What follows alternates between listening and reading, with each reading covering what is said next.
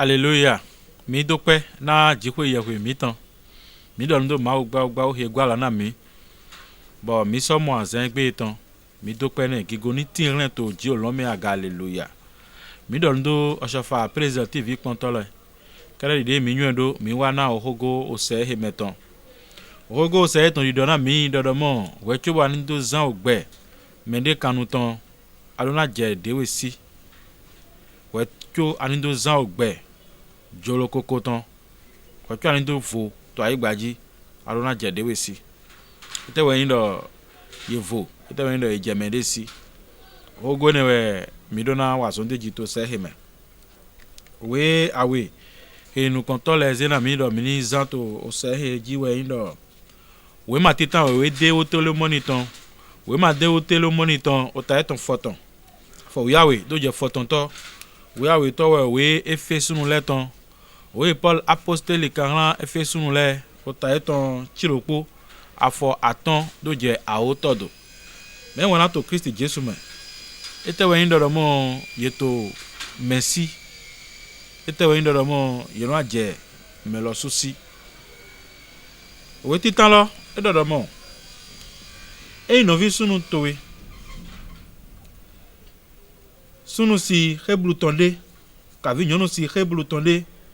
Ni si sa ran we bo sen we o kwe chiropo we nu to kwe shan we to lo me ye na gbo eni ivonu son de we ne do iwa ho ovide do dai to alenu ho to jire ho me ton le to Israel me yo gbeto do hu do gbeto ton ye ho me be do yin gbeto de ho me hi ho ero tindai eno ene de ma so tindi ba o rato ido yara mo nye blunde avi Israel ton le nyi no bende be home mere ho e be mere yi bon mu ran so ha e o me hi ho baido mere zero dewe mere akoku kweto epo bana zen do de juro do ena no zaina we na o vitore to amrondo Victoria to gbajeme wo ran to mu klebran zon wa ran fun gan ne examen ran fun gan to me gon bo ran za pe gbe bo ran kro agban bo ran se nle do mene wo yin o fito mede mexico do mexico to dai you don't home bo su kwena me yin me no le bo ran ho e bo efo me to egbe mexico lo wa se do o fito mede o fito me gon de no do lo mexico lo wa se o fito me gon to egbe. Mais we don't do yada mo nya yi o vi mon koton bi a ho me mon koton lo en do to dewe kaka na o chiropo o shan we to adona ba je adona jue bo na yi aga ho na mle ya aga ho na kwere pepe me yin ba o chiropo o sen Israel vi le ton we o sen Hebrew le ton we so we lo etele ji bo mo en do sunu su Hebrew ton de ton to Hebrew me o saint Dieu gbalon ton we na vi Israel ton leto eblume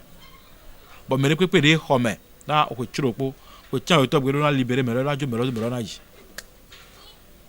bo en me lo ka je nu yi patakli de we lo hen we ndo e ma do na ivonu e ma do na gbedo ni tataro bon yin so ho we e ya be do boyi e la ba je e la dagba ne e la ne kwe e la ne gbo parce que mais là il besoin ton do sen kaka na o chiropo ko lo ko ma e ma bo awo bo me lo sen kaka na ko chiropo e lo na ba ete e lo na ju edo bo na yi we na ka ju edo bo je yi lo e na do agban ne o gbado we ya o gbo we ya kanlin we ya e do me lo boutique we hen bo la hun ne e la hun boutique ne ka vi yen do mo e na ne ayi gba we bo me lo e tron de e na je de si aropo e ma do mo e na tron de fo bo na so ibe o ya de fo question we do mo yin lo ye ho ebrude abi ye ho mede David pepe to dewe ana tenpon bora wule bonne we na je o chiro pe kana ba to dewe o chan to na bio gboje zame na asa chiro pe ejo egbe no e wa zon asa chan to e ba gboje za Bon Dieu gbodje to asan chan we to ji. Donc asan chan we to we a ise do kwe do ma nga ba yi asan chulokpo. Bo ya le ton donc e ma se melo ganji. Ou zombo we a ise do okwe chulokpo. Chulokpo okwe chulokpo. Bo kwe chan we to gbe e bi o gbodje si okwe men. E do na gbodje. E do na to. Jolo e do na je le si. Do melo do kwe foton bo a ho e. Ka vi kwe foton nu kunlokpo. E do kwe foton 15 ans, 16 ans. Bon, et invite me deboa, qui avait 13 ans. Milo edo kwe wiaton. Bo wa dewe. Bon, et nos debo senwe kaka na kwe chulokpo. E no chulokpo jedo, wiaton jebe kwe kwe werokpo. E nyonwe. Era o wen to edeme. Bora po asuwe yi menido mo. Ya vi ena o po me wen. Bon, we ne tron de to kwe ko eto me. E ma fo gan ya apprentissage ma do mi ja son polongbe ba do te otu o wen wi na wi na so pe polong awe to ai ha to ma so na sin do azon ko do o wen bo ze kwede e do na kunde e do na kun azon bo na yede o ze kwe logo donc e ma so na tron de di mo na so ai be o ya levo bo na so ai be gbezen to so do bo na che e termina ka ba to gbemi to me di aso termina pon ajo termina wa bo na so abe son do we te na abe kaka bo na afo bo na ikunde ma me na yi ne o igbezen to le ko do senwe. Donc tout est même n'y a pas hier y m'aider bah me le faire chulokpo to dai ana nenu ana zedo chulokoko era jede si na o igbezin to do senwe o so we lo to sin afo we aton we ene ro e do mo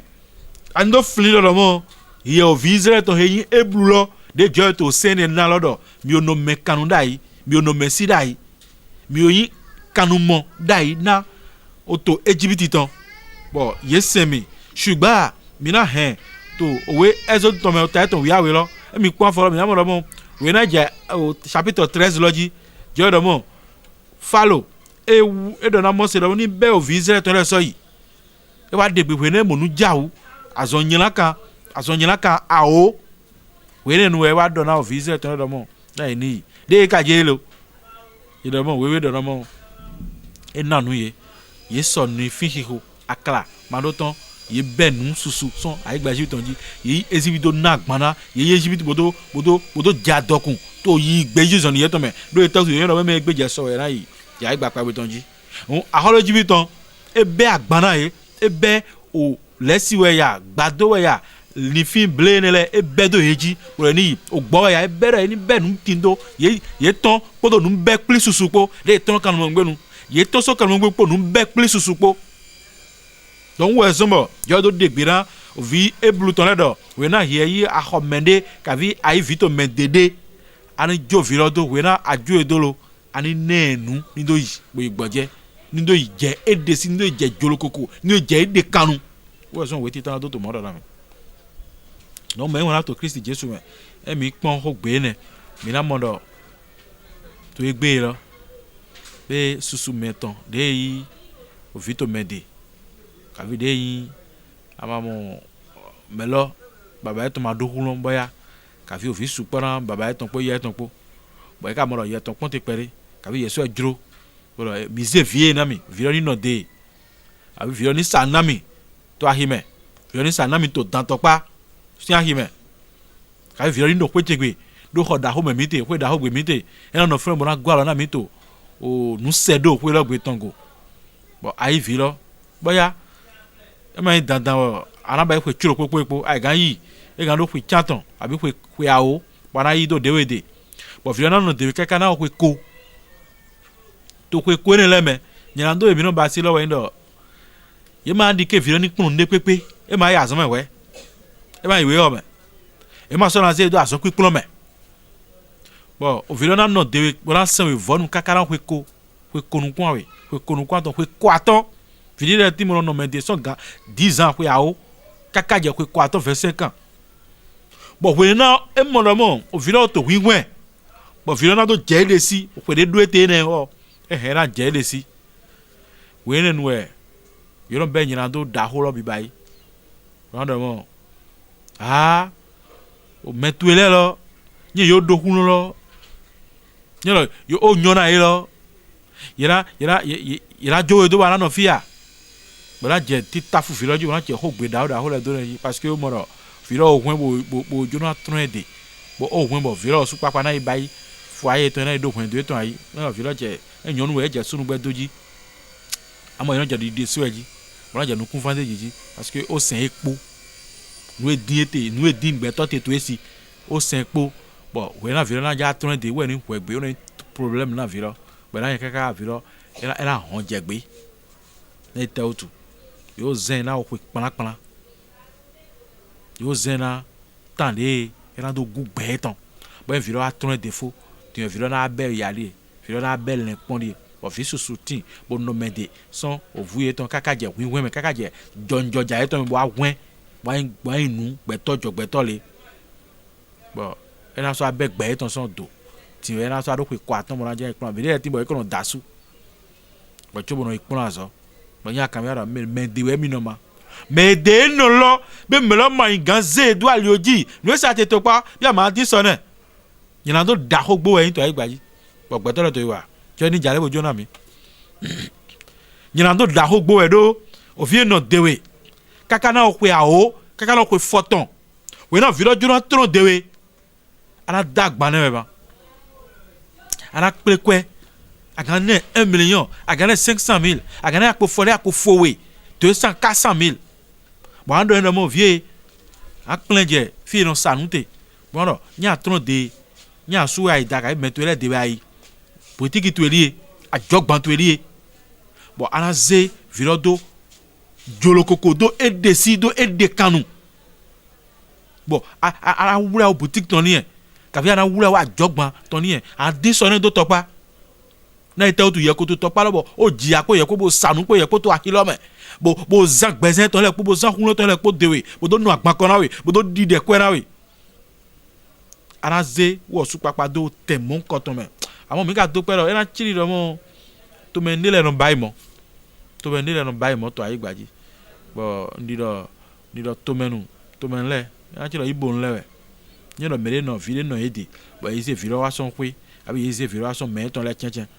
bo ya no ede kaka mere le tin we do le bla no ne bo nyon we ne bo hia bo nyon o sen bo nyi to jo gba no sin ale oji bo vilo no ede kaka bo vilo ahwen bo ya mo vilo yi me hole yi no ten po mo din so na wosu bo ne kwe ni wosu ni bayi o gaeton ni do entreprise eton wosu ni do ajogba eton to me ni le no bayi mo abo me mo no bayi mo le you don't say do I have it bo no mo e mi tenpon bo do so na wosu din lo e na be client so mi si bo mi le e mi ma so ra inu kan ba you don't say ni le ne do I have it bo no gbe manado ze o viro do jolokoko nyina do da hogbo en nyina do da ho e bo me pe pere to mo bayi me no mo da ho do jo egberon to janwe boya yi ma onyu dai boya gbeto susu timbo yi ma onyu dai àwọn mi mie bele to egbe ro mo azon de nya azon mi ton to ayi gbaji bo mi do na bayi lo we ndo ete we na yi o vito mende bo viro no dewe bo sewe na o kwe susu bo sewe na o jira eton le o jira hegu eton we do sewe na ndi an bayi we no mo we na o viro ton son dewe viro ma so na go ya jiba e ma so na go bio problem member e ma so na go bio o gbezoni member e ma so na cho ko bongo gutan che ka bo do kwe konukun we ka bo do kwe ko aton fite na so pon azo te din ta na bi na pon azo na e na pon azo ko ya ton do go na ko ya ko aton eton be game ma o ide na vijiji eton be game ma o ide na so de da eton achieji kaka bo kama yido me viro godo we chebo ado ai ye me ri e so tin tan ri ama mora yi bo bodo wa fi adunu je kaka bo akolobi adunu je e ma so la hwen ba je ma te dunu to e ma dunu mere bo ton e ma hwen ba ton to lu e na chi flen e ma hwen gbere de to de bodo wa de son do bodo wa de we na no kaka do yi abele de we aso to nyiran do wa bo e viro ahwen bo aje ano ton ja bo aje aguli ba ji abi jojo ja ba ji you know jadi de so ji ne na ba keka bona nye vonu we mi no ba to egbe mi ndo na mi le to egbe re mo nyina do da ho we nyina do da ho gbo we yin na mere pepe de ma nyi osen jo egberon ton me na mo pe do jo egberon ton yi unye ndo viro no dewe keka bo so gbeto de yin gbeja arun atenpon bona ze do desi ama pon hore pon abi an placer ya po ore abi akokore do nunglo bona do mone alokpa edo o no de po o no de bo o fo o amaso dimba an do mone ne ka bi an pon hole wa supa si bona no ho bla hole bona bla do koni bona doi bona yi do zinflume nye yi do zinflume mo ka bi eyi bo e ma do godo e ma so do nu kon na o yi gbe ton le ko do senwe an do pe to je egbe no sinu kon e na zo ba ma bi olome e na zo ba ma bi olome na te otu ado ya na gbeto de wa gbeme asaya ni e kaka je oku eton e ga nu pon ka bona bi awutu e ga be tension de ṣùgbọ́n ese gbeton le ko do senwe ba awa ya logo do pe bo do su ni e gbeto su no ba mo e no nyo mi no video mende e no nyo mo video mende mi no video mende din be mi nyo se ne bodego je ni wa le bla na gbeto je ni wa nde bla na mi ṣùgbọ́n en do mi ka joro gan son ho ne me jawe e jolo mi ni ba ete mi ni nyu e do mo mi do na yin ji egberon si o sen bora pa ido alenu o sen jo egberon tongo na to so nígbà to sin furu na mi na to so mi do yin o vi dagbe to jiwo egberon sinu kan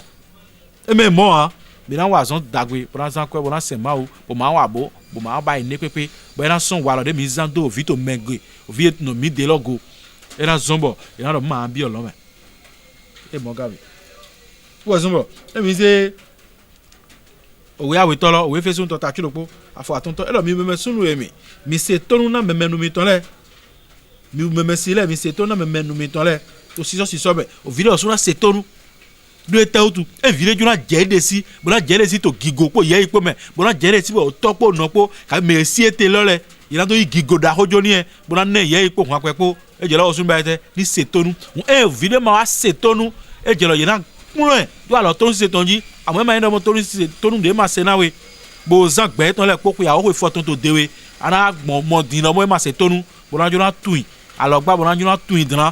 o ṣùgbọ́n òwe lọ́ka sọ àdọ̀dọ̀ mọ́ òfìyè tó mẹ̀dẹ́lẹ̀ ọ̀ṣun pápá èyí ṣe tónú náà mẹ̀mẹ̀nu yé tán lẹ̀ èyí dò búlì sí náà mi ní yọ̀rọ̀ mọ́ jíọ̀ sí ẹ̀mí náà mọ̀ alẹ́ yìí tè náà máa wúlọ̀ ọ̀ṣun pápá ẹnu sọ alẹ́ mẹ̀ tẹ́lẹ̀ dìde jẹ́ do tó kókó lẹ̀ pọ́ mẹ́ mi wúrọ̀ náà tó òkú náà mẹ́ kó tó kú wúrọ̀ mẹ́ to mi ni huron o do sen jiwo yewe mi ni gbemi ton o do sen jiwo mi nu ti do mi ton do sen ma o vire ya no dewe kaka bo ajan tron dewe bon awule ye ni e bon so eta to so bon amangaze do apprentissage amangaze do o nu azon we o pipon me azon pipon me yendo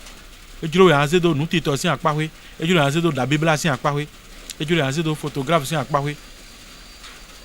bon alaze kun le ma ne la nye viro a tron dewe ena ba de ena jere ti bon avo gwa lo ne kaka ba na atelier alogo to edo senwe amo ya la mo si me viro ma yon beton yin la kan we gbonde to zame dogbe so ni bede boyi e ka o senwe na ko susu mi won la to Jesu me wa to mi do je mi le si e jero mi ni vo Yesu nyo mo a ono mesi pon bon ye do ya na we ama so aho ene video to dewe na etel tu yana do le ma nyu bo bayi ba pe video we yana do le ka nyu bo do bayi bele to egbe awo nyu edi an wule bona ovi an ba ti to dagbe do viro je me video cho kere ton an le pon an le mene vo ton ponga na efe owe Philippe ton tawe e do mi no le mene vo ton pon le Jesu le mi ton pon bo do akun le mi gado voilà e do mi kaze owe Galatia an le ton o ta eto aton e ti me ko susu na mi dodo mo en do mo mi juro na za mi de kanu jije mi no aje mi de si mi ma do na yin kanu mo na onudele o viro me de toné mi do ni e ire wo ti ta dodo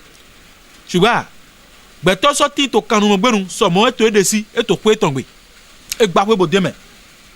eto kho eto me luwe kho eto mo eto bien mo to asan to mo yi bo wa amo eto kanu mo gbenu me na ran kanu mo gbenu me gbo nde pipe de nyanado de gbeto to bi bayi bo nyanado ne lo vivi ni e to kanu mo na nyanado lo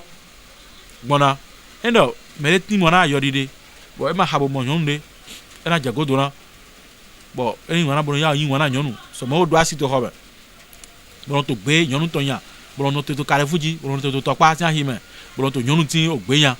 e yin kanu mo na nyonu e kanu mo na o wa yin nyonu to e kanu mo na azo ene wo ne te otu e ma o je jolokoko wo zumbo we Galatia to ta tan lo e do mo mere pepe le to nyan la do le wa boto nyelando de kon me lo kanu mo na nyelando mon ko auto de wesi au diplôme hoho au khwa igbabo gba ka vi au do khotwe au do keke au do moto twe amato kanu mo gbenu me mais pourquoi parce que nyelando de le timbo ato wiwa bon ama vo ama je de wesi to nyelando lo me mo me lo poko ni ponle bo pon ni no me to no ah be emi to nyelando de sia be emi kanu mo na nyelando de ya be mi ti to alode me ya na we mi tedo wo sombo we aweto koleti to tawi ata fo atan e lo mi di dona mi de dagbe e mi ti to yisi me do mi manyo mi de we do joy ti to mi me e joy kara no me de me lo ma so ti to kanu mo gbenu na nyelando ba me ni lo me we joy jona no donc nya nyo do mo e mi do jolo koko nya we agbade me pon do mo be mi ma to nyelando le si be ma to lalo si wa bo mi no yin wona na do lalo akpon be menu di do be bi ma yin wona menu di do wa ni ato menu do e be mo ato kan mo gbenu na menu di do ni ni ato ayode poto nyonu nyanwule kai boto sunu nyanwule e be ato kan mo gbenu na ayodi de ni e yin do mo mezuzun uwe me asiente bo ayi mezun to daho po mele kun de kun na do me no zume ta won mo nyo mo ato kan mo gbenu na mezuzun yin do didan uwe to gbezan to me bo ayi wona didan mo to didan to egbeso nyo mo ato kan mo gbenu na didan ni e yin do mo avun hiho e bo ayi wona no kwa avun bo fi avun hiho tinte fle no mo wete nyo mo ato kan mo gbenu na avun hiho ni e yin do mo mawa dodo de pepe de alon ba ito egba ji we so asun agbasa to le verset 19 lo do hia mi do yin do mo nyan ma dodo de ti abi asun agbasa to le ti to alo to mejan we be ato kan mo gbenu na asun agbasa ton ene alors nando fo ho mi to yin do mo nando je meresi nando je jolo koko titan yin do mo mi pon jolo ko jije mi ton Jesu we wa bo ade mi son kan mo gbenu o ade mi son legba si an lo me waze mi do mi de si mi je jolo koko amo to egbe mere vole so juro waze ede do kanu mo gbenu me na satani to gbona bo satani si azon wiwa me mere ko de to satani si azon abo to hiho do satani mere ma o to ede si mere ma o je ede si mo je jolo koko do me pepe de jura je jolo koko titan e na mo pigbo we na pon legbon nugbo me to nugbo me o to jo ese to nugbo po dodo po me mene e to jolo koko to jiro yawe si alioji mene ma gbasen ba mene ma so do dura bo wa nyelando de ba amo mere pepe de to nyelando de pepe wa melo eti to kanu mo gbenu na satani e to legba si anso wa bo yo vi legba ton e to mekanu kaka je divie e to mekanu kaka je soreja donc minanyo nungbo na he mi je mi de kanu mere pepe de ko do nungbo bo yo nungbo bo to jo egberon si o seyin bo mo tafu me mo tafu vi pevi bo mo tafu vi to mende bo mo tafu bon mene e to jolo koko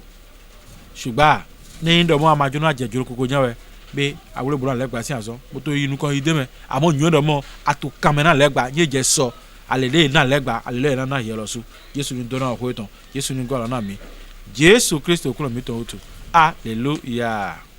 Oshofa Prise TV. Tout pour la gloire de l'Éternel, Dieu d'Oshofa.